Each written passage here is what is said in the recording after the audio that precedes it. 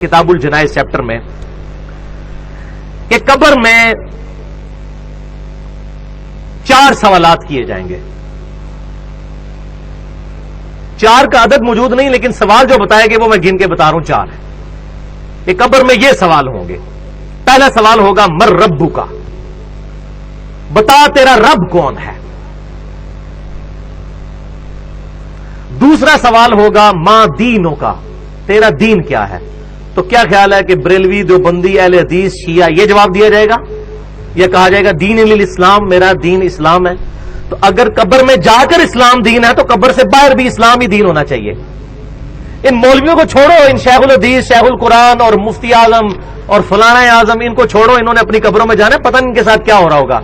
हम तो इस किताब के पाबंद हैं, सीधी सी बात है।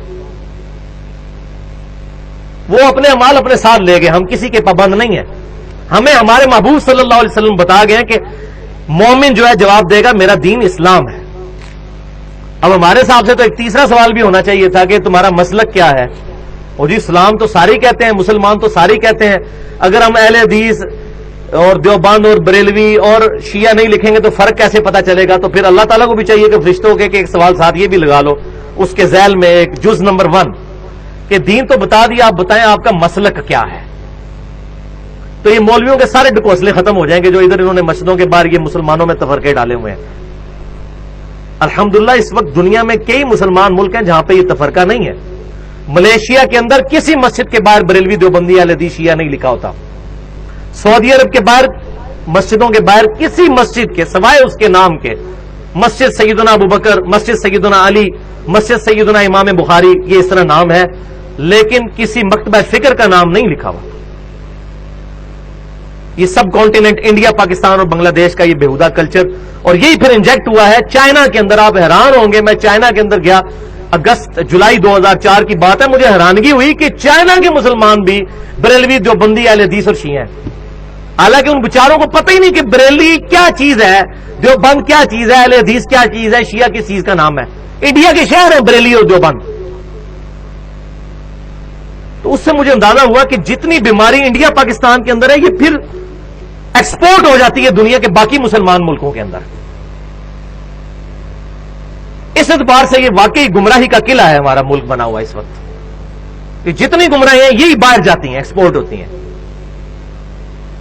अच्छी चीज तो बड़ी मुश्किल से, अब शुक्र है हक की आवाज यूट्यूब के जरिए पहुंचना शुरू हुई है, वरना चैनल्स पे तो कोई बात ही नहीं हमारे जैसे लोगों को करने देता। अल्लाह अकबर। तीसरा सवाल होगा मा कुंता तकूलु फी हक्की हाजुर रजुल, इस मर्द के बारे में तो दुनिया में क्या कहा करता था, क्या अकीदा था। यानी नबी सल्लल्लाहु अलैहि वसल्लम के बारे में सवाल होगा। तिरमिज़ी के अल्फाज है मन नबीयों का, तेरा नबी कौन है। तो दोनों सवाल ठीक हैं। इसमें जो कहते हैं कि कब्र में नबी सल्लल्लाहु अलैहि वसल्लम आ जाएंगे, ऐसी बात नहीं है, क्योंकि मुस्नद इमाम अहमद में एक हदीस मौजूद है। वो शख्स फिर पूछेगा कि आप किस मर्द के बारे में मुझसे पूछ रहे हैं। तो फरिश्ता कहेगा अल्लज़ी बुइसा फीकुम, उस शख्स के बारे में जिसको अल्लाह ने तुम में नबी बनाकर मबूस किया था। फिर कहेगा मोमिन हुआ मोहम्मद रसूलुल्लाह, वो तो अल्लाह के रसूल मोहम्मद थे सल्लल्लाहु अलैहि वसल्लम। इसमें जितनी वो चेमा गोइयां होती हैं वो मैंने मसला नंबर 7 के नाम से हाजिर और नाजिर से मुतल्लिक फिरका वाराना नजरियात का तहकीकी जायजा, उसमें मैंने डिटेल के साथ इस चीज को एड्रेस किया। आज महल नहीं है, जिसको शौक हो वो देख सकता है। तीसरा सवाल होगा कि इस शख्स के बारे में तू क्या कहा करता था, या यह सवाल होगा कि तेरा नबी कौन है। अब इन 3 सवालों के बाद एक चौथा सवाल है। जो मोमिन होगा, बुखारी और मुस्लिम के अल्फाज हैं कि वो तीनों सवालों के जवाब दे देगा कि मेरा रब अल्लाह है, मेरा दीन इस्लाम है और मोहम्मद सल्लल्लाहु अलैहि वसल्लम मेरे पैगंबर हैं। उसके बाद जब वो जवाब दे लेगा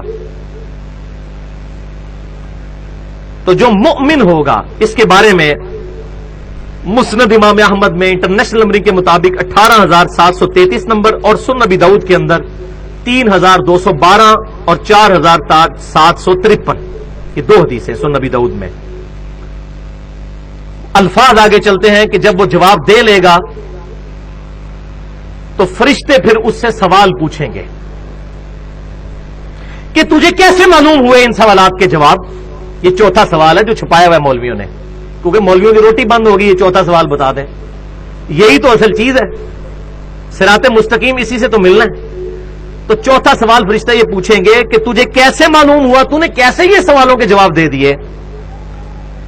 तो वो मुअमिन कहेगा मैंने किताबुल्लाह पढ़ी थी, तो मैंने उस किताब की तस्दीक की और मैं ईमान लेकर आया।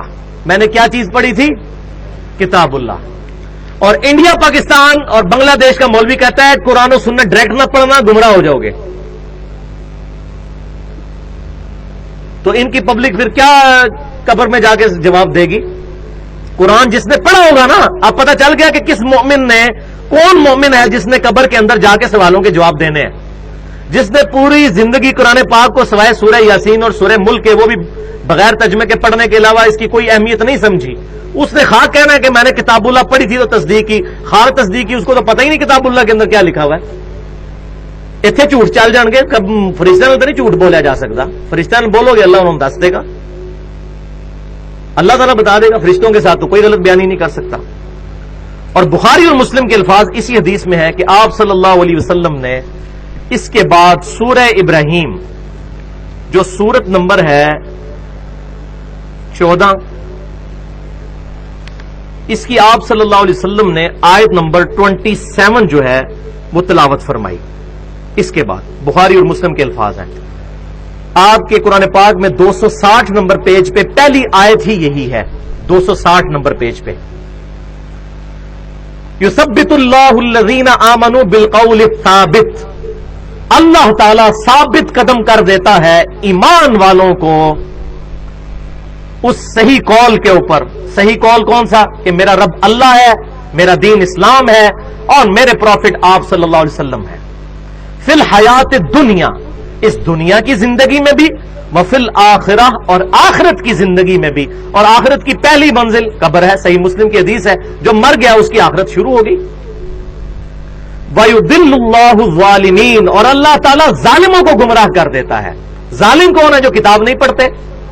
वो आगे आ जाएगा। अभी तो मुनाफिक ने जो जवाब देने हैं, और उसके जवाब में चौथा सवाल जो फरिश्ते करेंगे वो आगे मैं बताता हूं। तो गुमराह कर देता है अल्लाह ताला इन जालिमों को, खुद नहीं गुमराह करता, उन्होंने गुमराही खरीदी है। वयफ़अलुल्लाहु मा यशा, और अल्लाह ताला जो चाहता है करता है। अल्लाह ताला को कोई रोक नहीं सकता, जबरदस्ती तो उसने हिदायत नहीं देनी है। हां, जो चाहता है गुमराही उसको देगा, और जो हिदायत चाहेगा वल्लज़ीना जाहदू फीना लनहदियन्नहुम सुबुलना, सूरह अल-अनकबूत की आखिरी आयत है। जो लोग हमारी राह में कोशिश करेंगे हम उनके लिए अपनी राहें खोल देंगे। तो आप सल्लल्लाहु अलैहि वसल्लम के बुखारी और मुस्लिम में अल्फाज हैं, आपने सूरह इब्राहिम की आयत नंबर 27 तिलावत फरमाई और कहा कि ये पढ़ के देख लो कुरान पाक में कि अल्लाह ताला ईमान वालों को दुनिया में भी कौले साबित के ऊपर कायम रखता है, और आखिरत यानी कब्र में भी, और क़यामत के दिन भी। और वो कौले साबित क्या है? मेरा रब अल्लाह है, मेरा दीन इस्लाम है, और मेरे प्रॉफिट मोहम्मद रसूलुल्लाह इमाम कायनात सल्लल्लाहु अलैहि वसल्लम है। हाँ जी, अब आ जाइए जनाब, मुनाफिक के साथ क्या होगा? पहला सवाल पूछा जाएगा, मर रब्बू का, तेरा रब कौन? वो कहेगा हाय हाता ला अदरी, हाय अफसोस, मुझे कुछ पता नहीं, मुझे कुछ पता नहीं। वलियाउज़ु बिल्लाहि ताला। आप जरा हसरत का अंदाजा लगाएं उस वक्त जब इंसान पर होगी। ये ना समझिएगा कि ये जो दुनिया में कलमे पढ़ते रहते हैं तो आखिरत में भी कलमा पढ़ लेंगे, इस तरह नहीं होगा। इतना सौखा काम नहीं है। वो तो हदीस में बता चुका सही बुखारी से शुरू में कि जिसने मेरी अताअत की वो जन्नत में जाएगा, और जिसने मेरी नाफरमानी की उसने मेरा इनकार कर दिया। इनकार करने वाले, जिसने दुनिया में रसूलुल्लाह की मानने से इनकार कर दिया सल्लल्लाहु अलैहि वसल्लम, कब्र में कैसे रसूलुल्लाह को मान लेगा वो? अल्लाहु अकबर। मुनाफिक से दूसरा सवाल होगा, वो कहेगा मुझे नहीं पता। तीसरा सवाल होगा, मुझे कहेगा मुझे नहीं पता। अल्लाहु अकबर। फिर चौथा सवाल उससे होगा, वो तुझे सवालों के जवाब क्यों नहीं आ रहे? फरिश्ते पूछेंगे। ये चौथा सवाल मुनाफिक से, या वो जो गुनहगार शख्स है उससे। तो अब आगे से सुने वो क्या कहेगा। मेरा ख्याल है अक्सरियत, अल्लाह माफी दे, शायद पाकिस्तानियों की इसी जवाब पर होगी। वो कहेगा मैं वही कहता था जो लोग कहते थे, सुन सुना के सुनी। असी तो शुरू तो ही एनजी कर रहे हैं, हम तो शुरू से यही कर रहे हैं। मैं वही कहता था जो लोग कहते थे। ये अल्फाज बुखारी और मुस्लिम दोनों में मौजूद हैं। और मैं इंटरनेशनल नंबर भी बुखारी का बता दूं, 1374। کتاب الجنائز میں بخاری کے الفاظ ہیں، وہ کہے گا میں وہی کہتا تھا جو لوگ کہتے تھے چوتھے سوال کے جواب میں۔ اللہ اکبر والعیاذ باللہ تعالی۔ اب یہاں پر بات ختم نہیں ہوئی، اس لیے میں کہتا ہوں پڑھ پڑھا کے سنی بنے، سن سنا کے سنی نہیں، سن سنا کے سنی ہو جائیں گے۔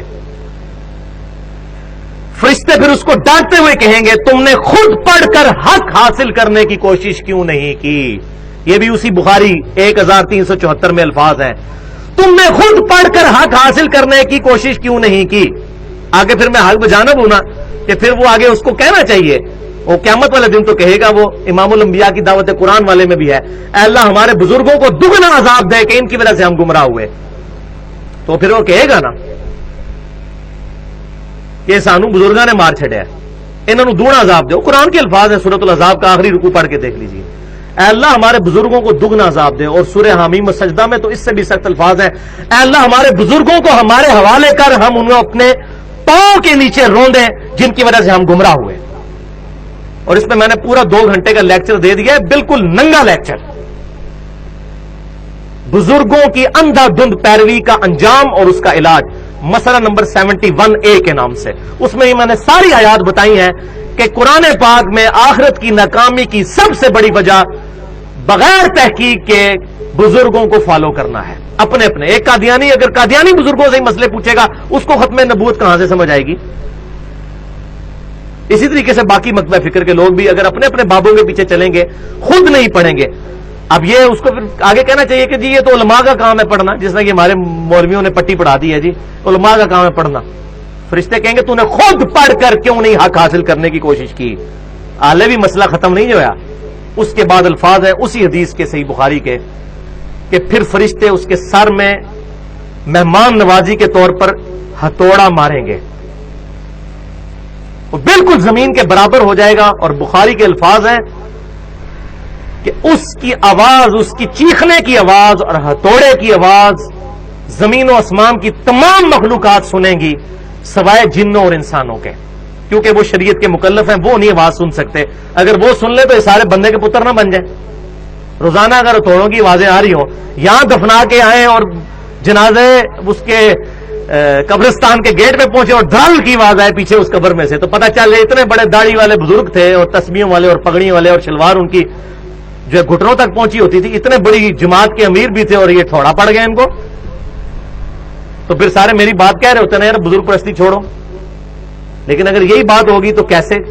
دیکھ کر مانا تو کیا مانا؟ ان الذین یخشون ربہم بالغیب لہم مغفرۃ واجر کبیر، بے شک وہ لوگ جو کہ بغیر دیکھے اپنے رب سے ڈرتے ہیں ان کے لیے ہے مغفرت اور اجر عظیم۔ دیکھ کر تو ساروں نے مان لینا ہے۔ اور صحیح مسلم میں الفاظ ہیں، آپ صلی اللہ علیہ وسلم نے فرمایا کہ میں نے اپنے رب سے خواہش کی اس بات کی، لیکن میں پھر پیچھے ہٹ گیا۔ میں نے ارادہ کیا کہ میں اللہ سے دعا کروں اور اللہ تعالیٰ تمہیں عذاب قبر سنوا دے، لیکن مجھے ڈر ہوا کہ اگر تم نے عذاب قبر سن لیا تم اپنے مردوں کو دفنانا ہی چھوڑ دو گے۔ یہ صحیح مسلم کی حدیث ہے۔ ابھی عذاب قبر کا ٹاپک نہیں، ورنہ اس پہ تو کسی کو شوق ہو تو مشکات المصابیح کی پہلی جلد میں ہی عذاب قبر سے ریلیٹڈ بخاری اور مسلم، اس کے علاوہ بھی تقریباً 11 مزید کتابوں سے، کتب ستہ اور باقی کتابوں سے احادیث موجود ہیں، وہ پڑھ سکتے ہیں۔